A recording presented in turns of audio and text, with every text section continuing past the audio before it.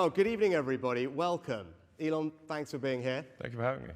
We feel very privileged. We're excited to have you. Right, so I'm going to start with some questions, and then we're going to open it up. Let me get straight into it. So, Bill Gates said, "There is no one in our time who has done more to push the bounds of science innovation than you." Well, it's kind of him to say. Yeah, well, that's it. That's a nice thing to have anyone say about you. Nice coming from Bill Gates. But oddly enough, when it comes to AI, actually, for around a decade, you've almost been doing the opposite and saying, hang on, we need to think about what we're doing and what we're pushing here and what do we do to make this safe and actually maybe we shouldn't be pushing as fast or as hard as we are. Like, I mean, you've been doing it for a decade. Like, what was it that caused you to think about it that way and why do we need to be worried? Yeah, I've been somewhat of a Cassandra for quite a while, where people would, I would tell people, like, we should really be concerned about AI. They'd be like, what are you talking about? Like, they've never really had any experience with AI. But since I was immersed in technology, I have been immersed in technology for a long time, I could see it coming. But I think this year there have been a number of breakthroughs. I mean, the point at which someone can see a dynamically created video of themselves, like somebody can make a video of you saying anything in real time, or me. So there's sort of the deepfake videos, which are really incredibly good. In fact, sometimes more convincing than real ones. And deep real. And then obviously things like ChatGPT were quite remarkable. Now I saw GPT-1, GPT-2, GPT-3, GPT-4, the whole sort of lead up to that. So it was easy for me to kind of see where it's going. If you just sort of extrapolate the points on a curve and assume that trend will continue, then we will have profound artificial intelligence, and obviously at a level that far exceeds human intelligence. But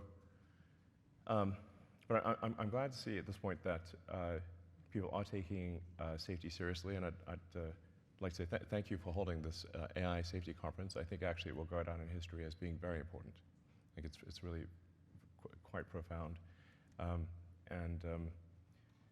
And I do think overall that the potential is there for artificial intelligence, AI, to have most likely a positive effect and to create a future of abundance where there is no scarcity of goods and services.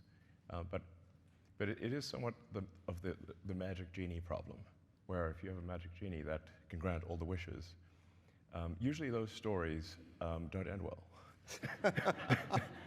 Be careful what you wish for, including wishes. Yeah. So you talked a little bit about the summit, and thank you for being engaged in it, which has been great, and people enjoyed having you there, participating in this dialogue. Now, one of the things that we achieved today in the meetings between the companies and the leaders was an agreement that externally, ideally governments, should be doing safety testing of models before they're released. Yeah. I think this is something that you've spoken about a little bit. It was something we worked really hard on because my job in government is to say, hang on, there is a potential risk here, not a definite risk, but a potential risk of something that could be bad. Yeah. My job is to protect the country. Yes. And we can only do that if we develop the capability we need in our safety institute and then go in and make sure we can test the models before they are released. Delighted that happened today, but what's your view on what we should be doing, right? You've talked about the potential risk, right? Again, we don't know, but what are the types of things governments like ours should be doing to manage and mitigate against those risks? Well, I generally think that it is good for government to play a role when the public safety is at risk. So, really for the vast majority of software, the public safety is not at risk. I mean, if the app crashes on your phone or your laptop, it's not a massive catastrophe. But when you're talking about digital superintelligence, I think, which does pose a risk to the public, then there is a role for government to play to safeguard the interests of the public. And this is, of course, true in many fields, aviation, cars. I deal with regulators throughout the world because of Starlink being communications, rockets being aerospace, and cars, being vehicle transport. So I'm very familiar with dealing with regulators, and I actually agree with the vast majority of regulations. There's a few that I disagree with from time to time, but 0.1% probably, less than 1% of regulations I disagree with. So, and there is some concern from people in Silicon Valley who've never dealt with regulators before, and they think that this is going to just crush innovation and slow them down and be annoying. But and it will be annoying. It's true. They're not wrong about that. But I think we've learned over the years that having a referee is a good thing. And if you look at any sports game, there's always a referee.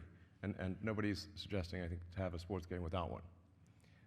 And I think that's the right way to think about this, is for government to be a referee to make sure the sportsmanlike conduct and that the public safety is is addressed, that we care about the public safety. Because I think there might be at times too much optimism about technology, and I say that as a technologist. I mean, so I ought to know. And like I said, on balance, I think that the AI will be a force for good, most likely, but the probability of it going bad is not 0%. Yeah.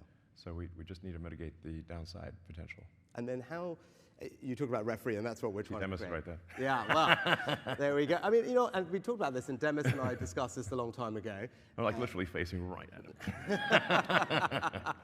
And actually, Demis, to his credit and the credit of people in the industry, did say that to us. Yeah. I think, Demis said it's not right that Demis and his colleagues are marking their own homework, right? There needs to be someone independent, and that's why we've developed the Safety Institute here. I mean, do you think governments can develop the expertise? One of the things we need to do is say, hang on, Demis, Sam, all the others have got a lot of very smart people doing this. Governments need to quickly tool up capability-wise, personnel-wise, which is what we're doing. I mean, do you think it is possible for governments to do that fast enough, given how quickly the technology is developing, or what do we need to do to make sure we do it quick enough? No, I think it's good. It's a great point you're making. The pace of AI is faster than any technology I've seen in history by far, and it seems to be growing in capability by at least 5-fold, perhaps 10-fold per year. It'll certainly grow by an order of magnitude next year. Yeah. So, and government isn't used to moving at that speed.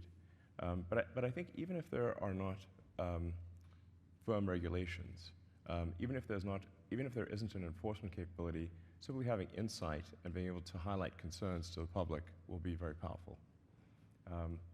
So even if that's all that's accomplished, I think that will be very good. Okay. Yeah, well, hopefully we can do better than that. Hopefully, yeah. Yeah. No, but that's helpful. Actually, we were talking before. It was striking. You're someone who spent their life in technology, living Moore's law. And what was interesting over the last couple of days, talking to everyone who's doing the development of this, and I think you'd concur with this, is just the pace of advancement here is unlike anything all of you have seen in your careers in technology. Is that fair? Because you've got these kind of compounding effects from the hardware and the data and the personnel. Yeah. I mean, the two, currently the two leading centers for AI development are the San Francisco Bay Area and the sort of London area.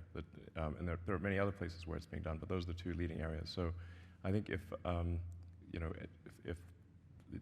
United States and the UK and China are sort of aligned on safety, that's all going to be a good thing. Because that's where the leadership is generally